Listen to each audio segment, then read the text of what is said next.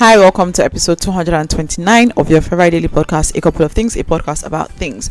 Today, I'm going to be talking about the fact that we actually do owe people things, especially the people that we claim to love and we call our friends.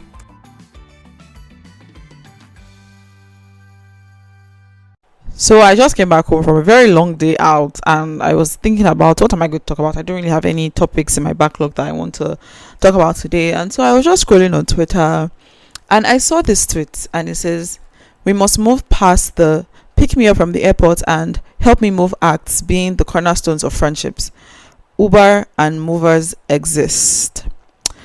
And I have thoughts. I do have thoughts.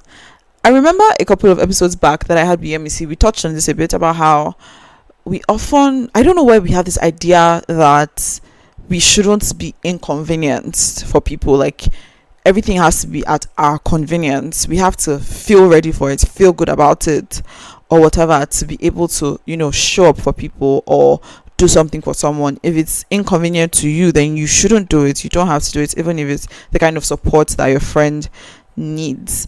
And I find that to be quite fascinating because why?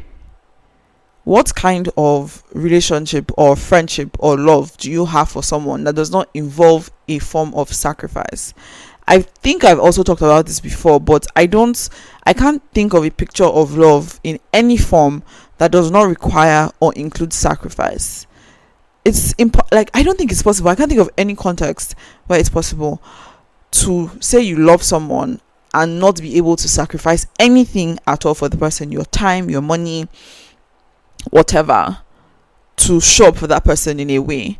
And I find it very interesting, all these ideas of that are almost very individualistic, and people are complaining and talking about the fact that, oh, we don't have communities anymore, communities are dwindling, we don't, and all of these kinds of things. But these are the things that uphold communities, these are the things that uphold people.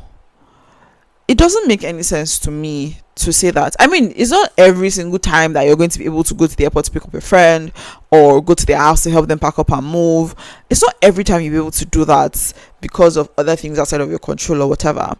But the idea that the only way to show up, or the best way, or like you can show up without doing something that is inconvenient to you, I find it very odd.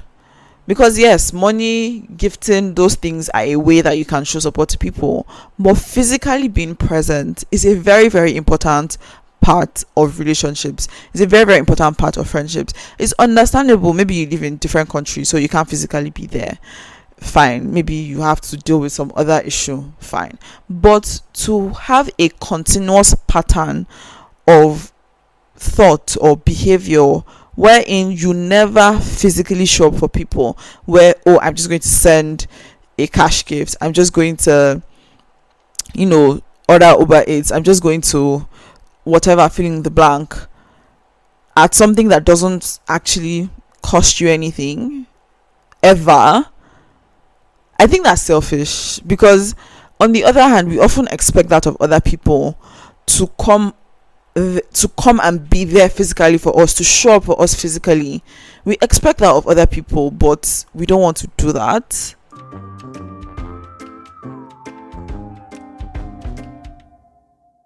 And while on this conversation, I saw this tweet from someone, and it's a quote from Chinua Achebe, and it says, "When we gather together in the moonlit village ground, it is not because of the moon. Every man can see it in his own compound. We come together because it is good for kinsmen to do so."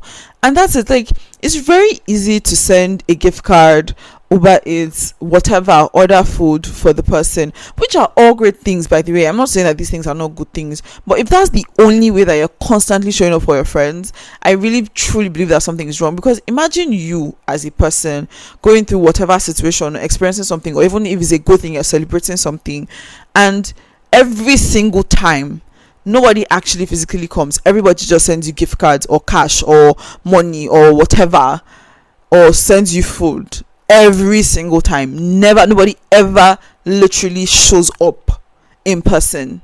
How does that make you feel? How would you feel? Like, I just want us to think about it for a minute.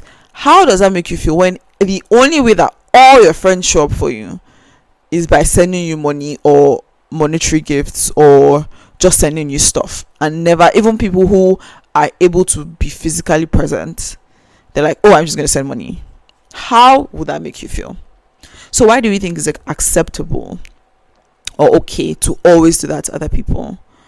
I think it's strange. I think there is if we go to my tiers of friendship thing, like tier 1 and tier 2 friends, you shouldn't be doing that all the time. Maybe tier 3, tier 4 people, you can get away with it. But for people who you call your core friends, like these are the people that you call basically your siblings, your family, that you cannot inconvenience yourself and go out of your way to spend an hour, 2 hours outside of your already whatever determined schedule. That's insane to me and makes absolutely no sense at all. We cannot continue to behave in ways that are individualistic and in ways that do not uphold and support community and friendship, and then wonder why we all feel alone and we feel like we can't talk to people. It's because you're not even showing that to other people. Like, I don't get it. I honestly, and I would really like, maybe somebody can explain it to me, because I don't understand it. And I understand it, how easy the temptation, like it's so easy to be like, oh, I'll just send money, oh, I'll just order Uber, oh, I'll just whatever.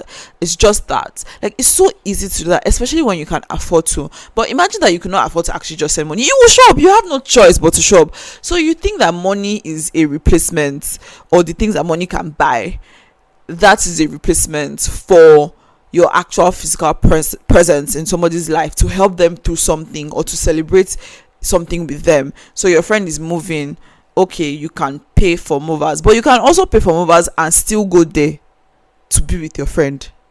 Like, those two things are not mutually exclusive.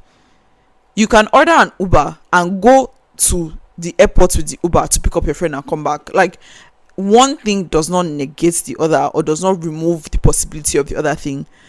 You can actually do both.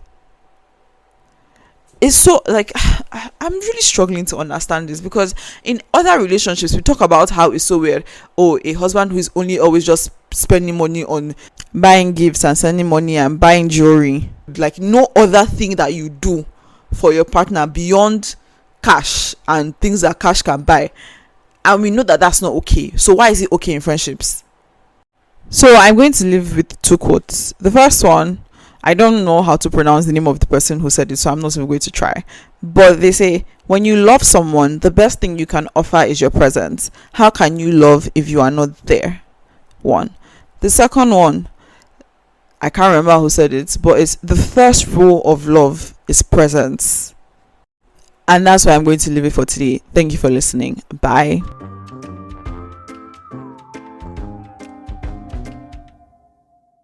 Also, ask me questions. Submit a question.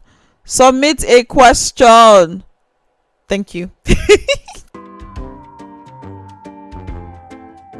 Thank you for listening to today's episode of A Couple of Things. If there was anything you found interesting or insightful, or you enjoyed the episode, please do share to someone or multiple people. Like, leave a comment, and definitely do subscribe and all the nice things. Bye.